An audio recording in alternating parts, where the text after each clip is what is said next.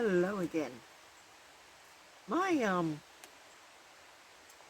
family tend to worry about me sometimes. Now, this started years and years ago when my kids were actually younger and busy with their own lives, and they sort of didn't actually realise what I was out doing. My uncle and my mum used to be always on my back. I have an uncle called Uncle Dick, and Uncle Dick worries about me. Hi, Uncle Dick. Um, so I was thinking about that the other day, and I thought, well, when I was talking to him and he was asking me where I am, so I thought, well, it's probably a good idea to share some ideas that I've had about that as well with you guys. So what I've started doing in recent years is appointing a person, like my communications person, you might say. Now, it's not always the same person because sometimes someone's not available, or they're off on their own holiday or overseas or wherever they might be, or just working, whatever. Um, but for each trip I go on, I'll just ring someone and say, do you want to be my com person for this trip? And they'll usually say, yeah, that's no drama, I'll be around.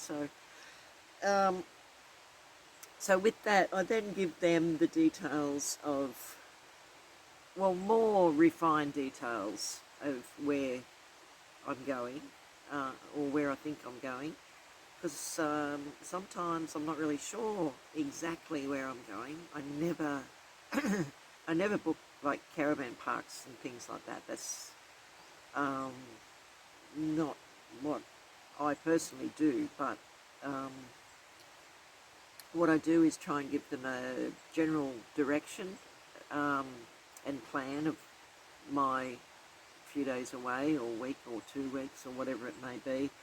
But if it is one of those trips where I'm not sure where I'm going, then I'll ring them whenever I'm in service. Now, most small towns do have service within the town itself. So if you're going to get supplies or have a shower or whatever it is you want to do in that town, just while you're there, just give that communication person a quick ring or a text message and say, this is where I'm at, this is where I'm staying, I'm planning on being here for a couple of days, and then move on. I'll let you know where I'm heading after that, probably north or east or wherever it is you're heading. So they'll have a general idea. My communications people generally have a pretty good idea of the areas that I'm going, so it works pretty well. They know where the roads go and what towns they lead to and things like that. The other thing I do is make sure that they've all got my my car make and model, and my rego plate number and things like that, just in case. Now, if I do happen to make a booking, like maybe I'm going to a concert or something, maybe I'm going to the Hunter Valley and I'm going to go to a concert in the vineyard or something like that, then I need to let them know that as well. Maybe it's up to Byron Bay and some concert up there. They do a lot of that sort of thing. Not that I do, but that's just an example. So, they know, okay, well, that's where she's going, and she's away for 4 days or whatever, and so we know she's in that area. Also, just have in your vehicle or in your backpack a couple of safety items, like a small first aid kit, especially in your car. Have a decent first aid kit in your car, but also have one in your backpack if you're off on a hike or doing things like that. Have a small, especially around in Australia, like snakes are always an issue So be prepared, know how to use a snake kit, have one with you, and also things like a flashing light, your headlamps that you can get for your head, and you can put them on a flash mode, and they'll so if you are lost and people are looking for you, then you can put it on blink, blink, blink mode, and hopefully someone will see you. Um, um, always have a little bit of extra water with you, just in case you nearly fell off my chair. um, I'm on rocky ground. It wasn't because I was doing anything untoward.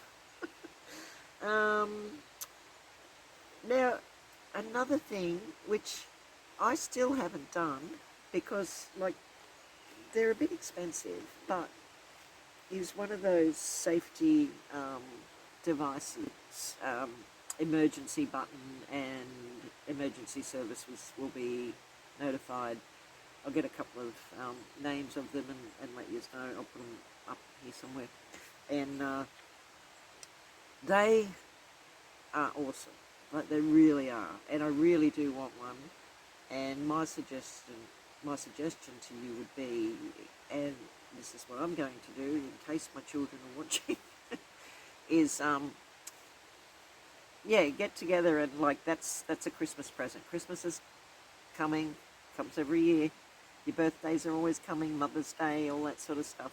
So get a few of them together, a few of the family, and see if they can come up with somewhere near enough money they're, I don't know, between $300 and $400, I think. So it's quite a bit of money, and my family don't spend that sort of money on each other for gifts. So, but fortunately, I have a birthday very close to Christmas, so it could work. I might do that. I might put that forward. So that's probably the only other thing that, it's not really necessary. Probably in what I do, it's possibly necessary. I really should have one. I know I have friends that have them, and they wouldn't be without them. Where was I? I was at Georges Junction, which is 60 kilometres from any sort of town at all, and even that town's a very small town. So if something had gone amiss with me there, it would have been an excellent addition to my safety kit. So I'm talking myself into it here myself. So yeah, if you can afford one, get one, for sure. If you camp at caravan parks and things like that, and you hike with other people and things like that, probably not necessary. But yeah, if you're doing a lot of solo stuff, I think you should get one. Yeah. All right. Just wanted to put that out there, and So in a recap, appoint a communications person. Let them know where you're going. Make sure all your people know your registration number of your vehicle and what it is exactly. Have a whistle and a torch, and a first aid kit and a snake kit included in that. Maybe a big one in the car and a small one in a day pack if you're going out looking at waterfalls, or just hiking, or going up a creek or whatever. Because even a sprained ankle, I mean, if you're by yourself, I've broken my ankle before. I've broken my wrist when I've been out by myself, but I was able to deal with that. But if I'd broken my ankle out by myself in some of these places, I might not have been able to. No, I would have got back to my car, but it's been very painful. So, yeah, think about things like that.